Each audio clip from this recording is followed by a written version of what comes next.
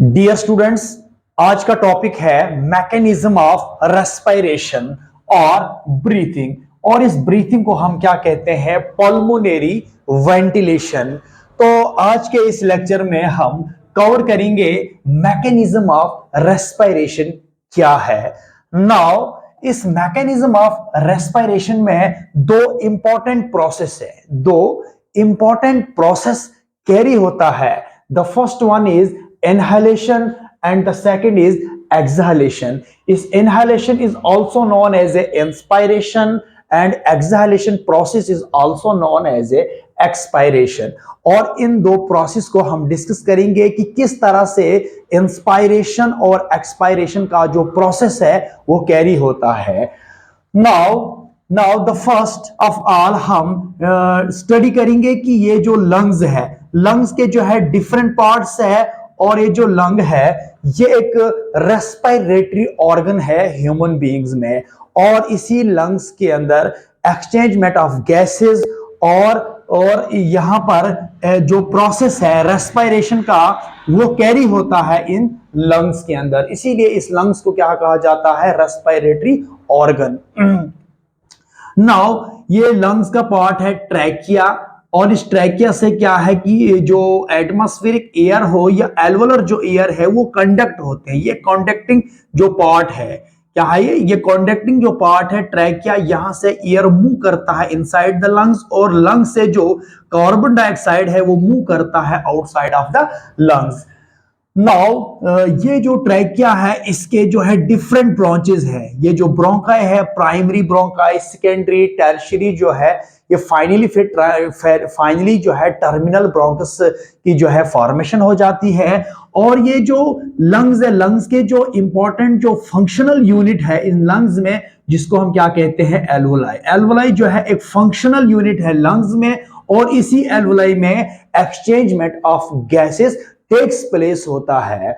Now इस तरह से जो ये लंग्स है, लंग्स के बाहर से जो है मेम्ब्रेन है। क्या है? लंग्स के बाहर से क्या है? मेम्ब्रेन है। इसमें आउटर मेम्ब्रेन भी है और इनर मेम्ब्रेन है। आउटर मेम्ब्रेन और इनर मेम्ब्रेन के जो बीच में जो एक स्पेस भी है। इसी तरह से क्या है कि इनके जो बीच में जो स्पेस है जिसको हम क्या कहते हैं? इंटरप्लूरल स्पेस। नाउ जो मेम्ब्रेन इस लंग्स के बाहर से होता है उसको हम क्या कहते हैं? प्लूराई। बट जो प्लूराई है इसमें जो आउटर प्लूराई भी है और इंटरनल प्लूराई भी है। नाउ जो एक्सटर्नल जो प्लूराई है इसको हम क्या कहते हैं? पैराइटल प्लूराई। जो आउटर मेम्ब्रेन है लंग्स का जिसको हम क्या कहते हैं? पैराइटल प्लूराई। और जो इंटरनल जो मेम्ब्रेन है लंग्स के इसको हम क्या कहते हैं? विसरल प्लूराई। और the space lies between the parietal pleuri and visceral pleuri is known as a internal pleural space। और इस इंटरनल प्लूरल स्पेस में क्या है? यहां पर फ्लूइड मौजूद है जिसको हम क्या कहते हैं? Pleural fluid. और इस प्लूरल फ्लूइड का फंक्शन क्या है? इसका फंक्शन है लुब्रिकेशन में भी ये फंक्शन करता है, और इसके अलावा कि जो लंग्स में जो फ्रिक्शंस हो उसको रिड्यूस करता है। तो इस स्पेस में क्या है? इंटरप्लूरल स्पेस में क्या है? इसमें जो प्लूरल फ्लूइड है जो हेल्प करता है लुब्रिकेशन में और रिड्यूस करता है फ्रिक्शंस। नाउ इस तरह से जो है इस लंग्स के जो है निचले वाले जो साइड्स पर क्या है कि एक किस्म का जो स्पेशल टाइप्स का जो मसल है जिसको हम क्या कहते हैं? डायाफ्राम। क्या कहते हैं इसको? हम डायाफ्राम कहते हैं। और डायाफ्राम क्या है? ये सेपरेट करता है लंग्स को, या ये सेपरेट करता है थोरैसिक कैविटी को। कहां से? एब्डोमेन से। समझ आ रही है आपको बात? एब्डोमेन का जो पोर्शन और जो यहां पर थोरैसिक जो पोर्शन है उनके बीच में क्या है? डायाफ्राम है जो सेपरेट करता है thoracic cavity and abdominal cavity को। नाउ इसी जो है इस लंग्स में क्या है? स्पेशल टाइप्स ऑफ के जो सेल्स है जिसको हम क्या कहते हैं? एल्वोलाई। और एल्वोलाई एक इंपॉर्टेंट रोल प्ले करता है for exchangement of gases. Now this mechanism of respiration और ब्रीथिंग के जो इस प्रोसेस में दो इंपॉर्टेंट जो है प्रोसेस कैरी होता है। The first one is inhalation and the second is exhalation। Now first of all हम डिस्कस करेंगे कि इनहेलेशन या इंस्पायरेशन प्रोसेस क्या है। नाउ नाउ जो इनहेलेशन क्या है, इनहेलेशन के प्रोसेस में क्या है कि जो एटमॉस्फेरिक का जो एयर है, यानी जो फ्रेश एयर है, वो मूव करता है from outside to inside the lungs for gaseous exchange. तो इस मैकेनिज्म ऑफ रेस्पिरेशन के प्रोसेस में जो मूवमेंट होती है एयर की inside and outside of the lungs is associated for gaseous exchange.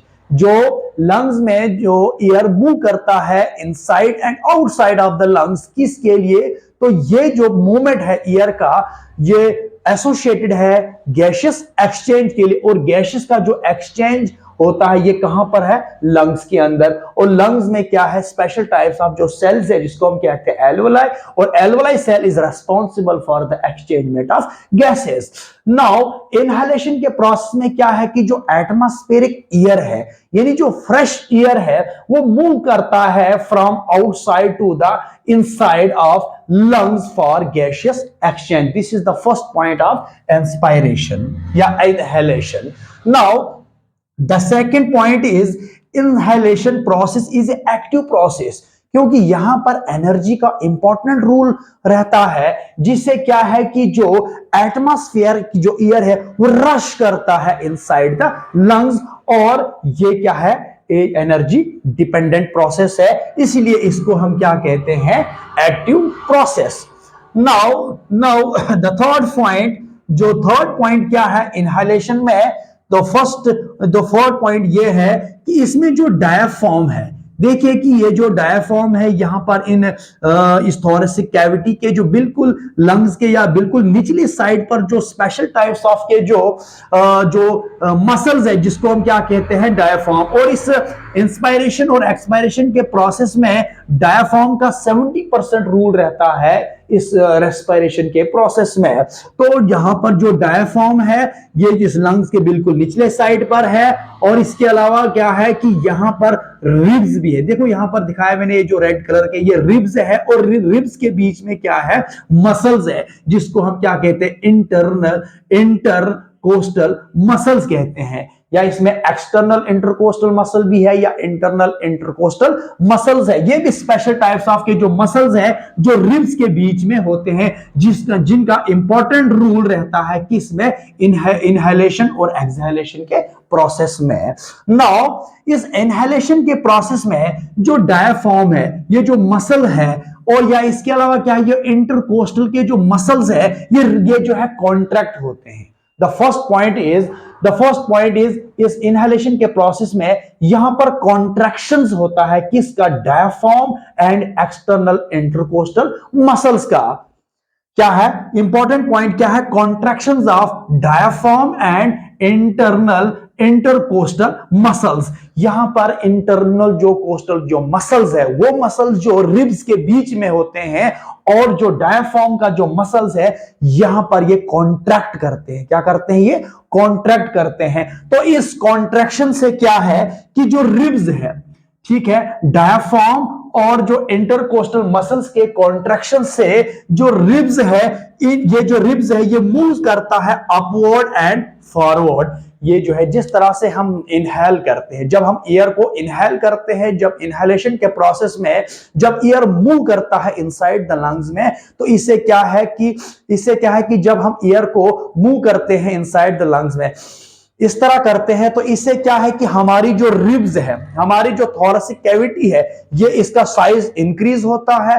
और जो रिब्स है ये मूव करता है कहां की तरफ? अपवर्ड। देखिए अपवर्ड जो मूव करता है और फॉरवर्ड, और बाहर की तरफ ये जो है रिब्स मूव करता है। आप प्रैक्टिकली जो है अपनी जगह आप इसको जो है एक्सपेरिमेंट कर सकते हैं कि जब इनहेलेशन के प्रोसेस में किस तरह से जो है थोरेसिक कैविटी का साइज इंक्रीज होता है और किस तरह से जो रिब्स है इनकी मूवमेंट अपवर्ड और फॉरवर्ड होती है।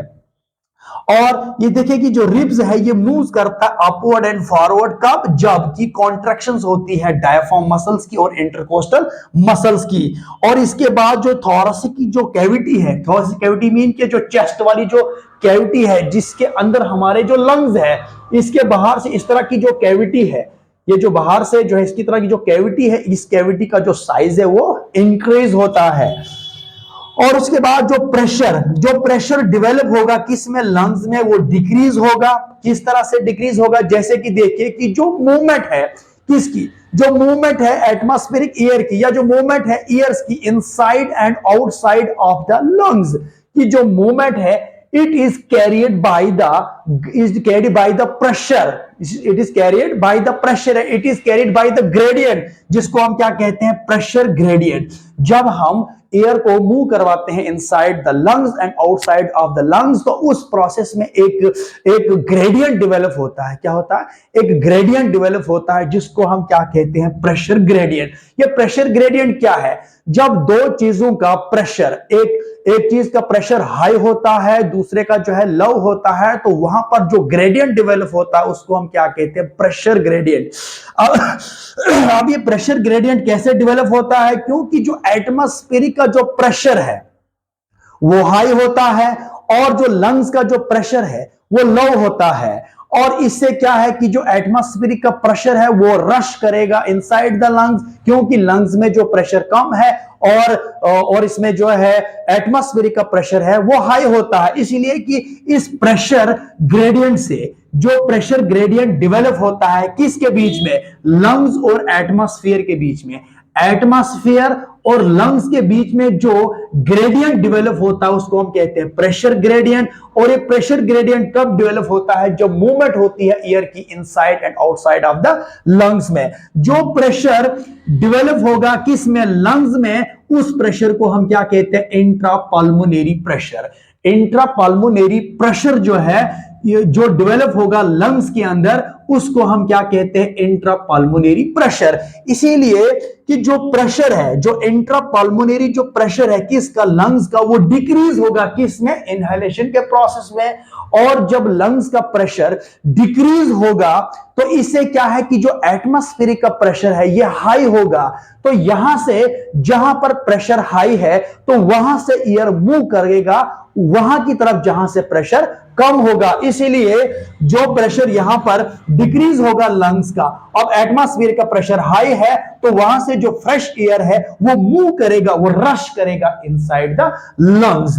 और क्योंकि इस डायफ्राम या इंटरकोस्टल मसल के कॉन्ट्रैक्शन से जो रिब्स है ये मूव करेगा अपवर्ड एंड फॉरवर्ड, और जो थोरेसिक कैविटी है ये इसका साइज इंक्रीज होगा। इससे क्या है कि लंग्स के अंदर क्या है, एक स्पेस डेवलप होगी, और वो स्पेस फिर फिल हो जाए किसके साथ, एटमॉस्फेरिक प्रेशर, एटमॉस्फेरिक एयर के साथ। क्योंकि लंग्स में अब ये प्रेशर है वो डिक्रीज होगा और एटमॉस्फेरिक का प्रेशर हाई होगा। नाउ इससे क्या है कि जो एटमॉस्फेरिक का जो फ्रेश एयर है वो रश करेगा इनसाइड द लंग्स। तो ये सारा का सारा प्रोसेस किस में होता है, इंस्पायरेशन के प्रोसेस में। इंस्पायरेशन के प्रोसेस में इंटर्न जो कोस्टल मसल्स है ये कॉन्ट्रैक्ट करेगा, रिब्स जो मूव करेगा अपवर्ड एंड फॉरवर्ड, और थोरेसिक की जो कैविटी है वो इंक्रीज होगी। लंग्स का स्पेस जो है यहां पर इंक्रीज होगा, और ये जो स्पेस बढ़ेगा इससे क्या, एटमॉस्फेरिक का जो एयर है वो मूव करेगा इनसाइड द लंग्स में, और डायफ्राम भी यहां पर कॉन्ट्रैक्ट करेगा, और इसकी जो शेप है वो लेस डोम शेप बनेगी। क्या बनेगी, लेस डोम शेप बनेगी किसका, डायफ्राम का। नो दिस इस तरह से क्या है कि इंस्पायरेशन का जो प्रोसेस है ये कैरी होता है। नाउ द सेकंड इज एक्सहालेशन या एक्सपायरेशन। नो एक्सहालेशन और एक्सपायरेशन प्रोसेस क्या है। Now the second one is expiration और एक्सहालेशन। तो एक्सहालेशन और एक्सपायरेशन के प्रोसेस में क्या है कि जो ईयर है, कहां पर जो ईयर है यानी जो गैस है, यानी कार्बन डाइऑक्साइड है या एल्वोलर जो ईयर है लंग्स में, वो मूव करेगा आउटसाइड ऑफ द बॉडी। तो इस प्रोसेस को हम क्या कहते हैं, एक्सहालेशन।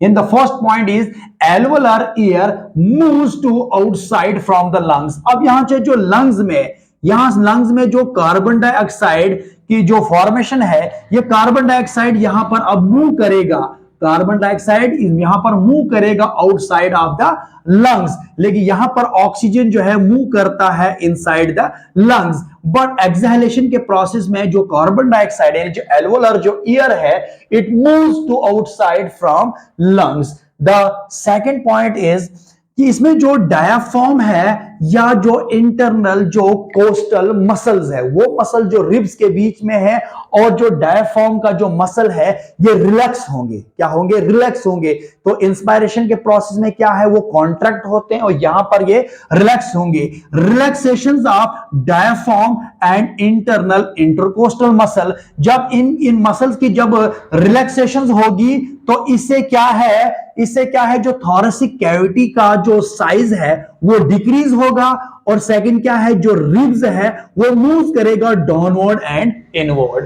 तो एक्सपायरेशन के प्रोसेस में जब एयर मूव करेगा from lungs to outside of the body, तो इससे क्या है कि जो डायाफ्राम है, डायाफ्राम और जो इंटरनल इंटरकोस्टल का जो मसल्स है, ये क्या होंगे, ये रिलैक्स होंगे। तो इनके रिलैक्सेशन से क्या है कि जो थोरेसिक कैविटी का जो साइज है वो डिक्रीज होगा, और जो रिब्स है ये मूव करेगा डाउनवर्ड एंड इनवर्ड, ये नीचे की तरफ मूव करेगा और अंदर की तरफ मूव करेगा एक्सपायरेशन के प्रोसेस से। इससे क्या है कि जो लंग्स के अंदर का जो प्रेशर है, जिसको हम क्या कहते हैं, इंट्रा पल्मोनरी प्रेशर, ये इंट्रा पल्मोनरी प्रेशर जो डेवलप होगा किसमें, इस लंग्स में जो डेवलप होता है, अब ये इंटरनल, ये जो इंट्रा जो पल्मोनरी प्रेशर है, यहां पर क्या है, ये बढ़ जाएगा, ये इंक्रीज होगा, लंग्स का प्रेशर इंक्रीज होगा और एटमॉस्फेरिक का जो प्रेशर है वो डिक्रीज होगा। इसलिए अब जो लंग से जो एयर है ये मूव करेगा आउटसाइड ऑफ द बॉडी। तो इस तरह से एक्सपायरेशन, ये जो एक्सहेलेशन का प्रोसेस कैरी होता है इस रेस्पिरेशन के प्रोसेस में।